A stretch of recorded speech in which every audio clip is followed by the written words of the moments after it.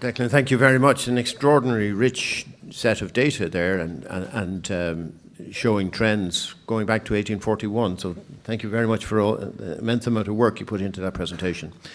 Right, we have a few minutes to take questions and comments, and we'll start firstly with Chris at the back. Good morning. I'd just like to start to say I've never been so emotionally affected by a group of graphs or statistics as I was by the Central Statistics Office presentation. That was amazing. It was strange to see an expression of the loss of so many young people in bar charts. My question was, is the extension of rights necessarily a constitutional one? I don't remember a referendum in the mid to late 80s to give the Department of Foreign Affairs rights to vote abroad.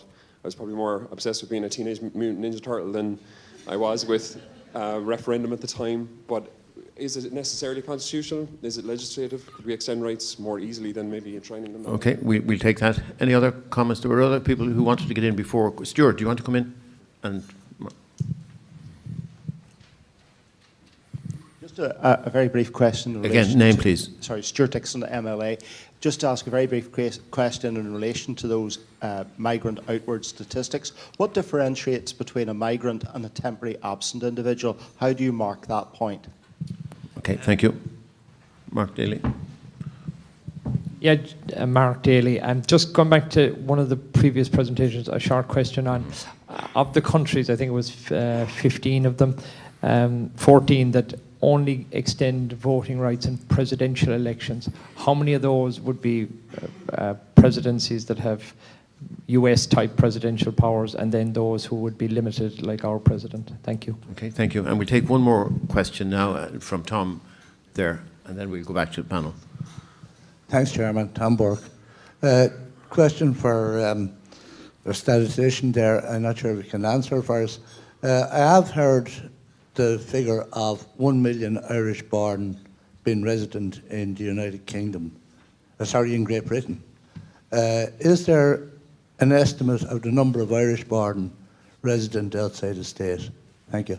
Thank you. Okay, let's try and answer those. Whoever, maybe Declan to do the statistical ones first, and then we go. Yeah. Okay. Just on the question on the definition of a migrant, we would be working around what we'd call a 12-month criteria, that we would be specifically trying to home in on individuals that would either be leaving the country for a period of at least 12 months, and likewise when we'd be talking about immigrants, people coming into the country, we'd be really only homing in again on those that would be with the intention of staying or have been staying here for at least 12 months.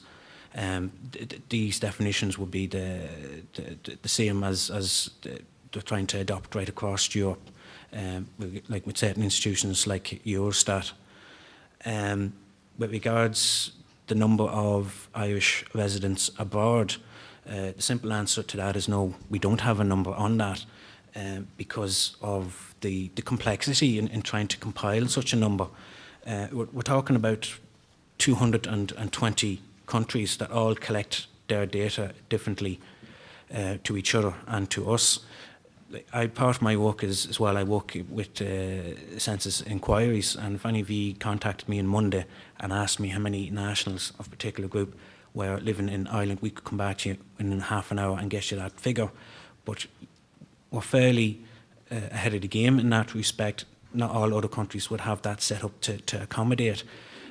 Some countries might have a census, but they may not ask the question that you need to obtain information from that country on the number of residents, Irish residents living there.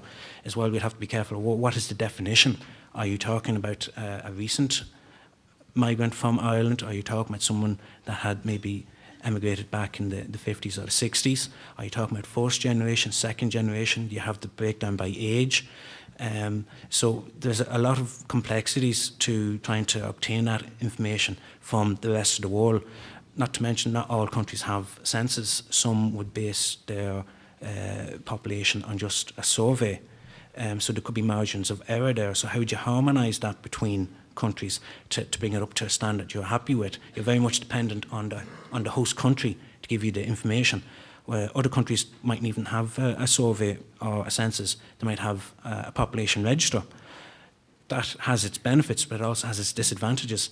What's the incentive to register when you go to another country on this population register? Or if you subsequently leave the country, is there an incentive to take your name off the register? So how accurate is it? And again, from country to country, that level of accuracy will be different. So it would be a difficult task to try and obtain a total number of Irish residents living abroad across the globe, because you can't be assured of the quality that you'll be getting from each individual country if the information is obtainable in the first place. Thank you, Teresa. And then Lucinda.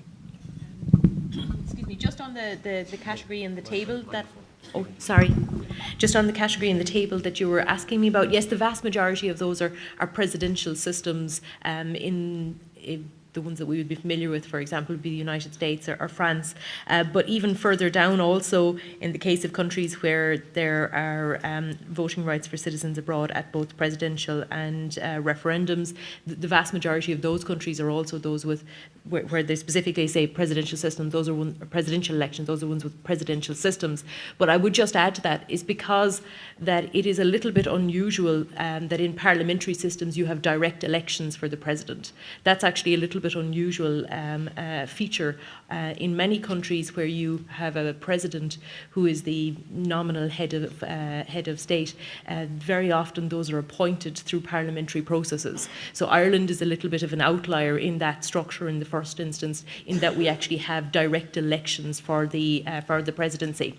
But there are other countries in that category, and just in the European case, I would point to Austria and Portugal, both who also elect their head of state within a parliamentary system. And in both of those cases, they do extend voting rights to citizens abroad. But my question is, of the 14 that do it, that you pointed out, that only give votes in presidential elections, how many of those 14 are US style, and how many of those? The vast majority of them are US style. They're presidential systems, yeah. So are we going to be the only country in the world, if we go ahead with the idea of giving voting rights to immigrants, to give it to them in a presidential election that doesn't have the same power as the other 14? Sorry, I'll repeat that for the benefit of the room. Of the 14 countries that only give votes to immigrants in presidential elections, would we be the only country that would give voting rights to immigrants solely in presidential elections, where the presidency is largely ceremonial but also has limited constitutional powers? Would that be the case? We would be unusual, but we are already unusual in the sense of having direct election for the presidency anyway. Yeah, but in the sense that we don't. I don't have the list of 14 in front of me, but of those 14, They're all. I can't tell you absolutely, but they're mostly in they're mostly in Africa and South America, and the vast majority are presidential systems. are very and they have serious presidential powers like the United States. Yes, in that model, yes. So of the Irish model, which is ceremonial with constitutional role in terms of vetting bills, would we be the only one doing that? No, we wouldn't be the only one, because both Austria and Portugal have. Okay, do sorry, they- Mark. I think we've got that Yeah, point. but No, do sorry, Austria Mark. give votes to immigrants in parliamentary elections? Portugal do, and Austria. I'll bring it down to you. I'll bring the table. Yeah, okay, it's like probably the to easiest answer thing. that. Thank you very much. Yeah. Okay, so do you want to, Chris's question there about the I'm not the constitutional expert here. No. But I just would like to come back to this question, because the implication is that if we are the only country that have elections for only presidents that are honorific, or presidents, head of state rather than executive powers, that makes us a bit anomalous. But I have to say, and I think Teresa's evidence has shown, there are as many varieties of combinations of electoral systems for voters abroad across the country, across the world, as you could imagine. So they're all anomalous. None of them are completely standard and principled. So I don't think you'd worry about it being different from other people's systems. That's all I'd say. Okay. I'm going to cut it now because we need a break for 15 minutes, because we are starting at 11 o'clock precisely with our global conversation, linking in around the world. So it'll be very exciting. So 15 minutes. We're back then.